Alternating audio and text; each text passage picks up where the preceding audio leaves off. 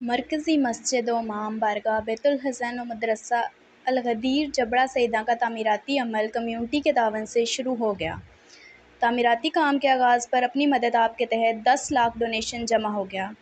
علاقہ کے ہر فرد نے پروجیکٹ کی تعمیر کے لیے اپنا پرجوش تعاون پیش کر دیا، جبکہ مرحوم سید مصدق شاہ کاظمی کے فرزندان کی وقف کردہ اراضی پر مسجد و امام کی تعمیرات کا آغاز ہو گیا۔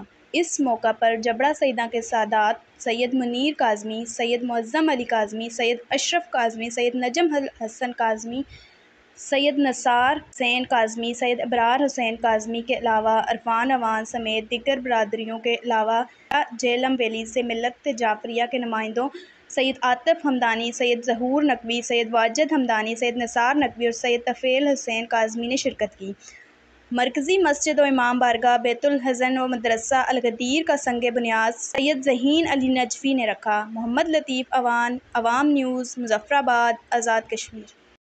مرکزی مسجد و امام بارگاہ بیت الحسن و مدرسہ الغدیر جبڑہ سیداں کا تعمیراتی عمل کمیونٹی کے تعاون سے شروع ہو گیا۔ تعمیراتی کام کے آغاز پر اپنی مدد آپ کے تحت 10 لاکھ ڈونیشن جمع ہو گیا۔ علاقہ کے ہر فرد نے پروجیکٹ کی تعمیر کے لیے اپنا پرجوش تعاون پیش کر دیا، جبکہ مرحوم سید مصدق شاہ کاظمی کے فرزندان کی وقف کردہ اراضی پر مسجد و امام کی تعمیرات کا آغاز ہو گیا۔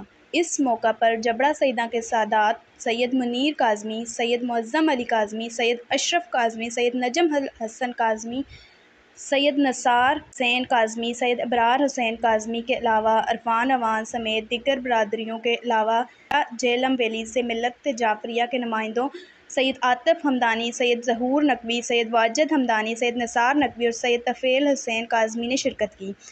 مرکزی مسجد و امام بارگاہ بیت الحسن و مدرسہ الغدیر کا سنگ بنیاد سید ذہین علی نجفی نے رکھا۔ محمد لطیف اوان، عوام نیوز، مظفرآباد، آزاد کشمیر۔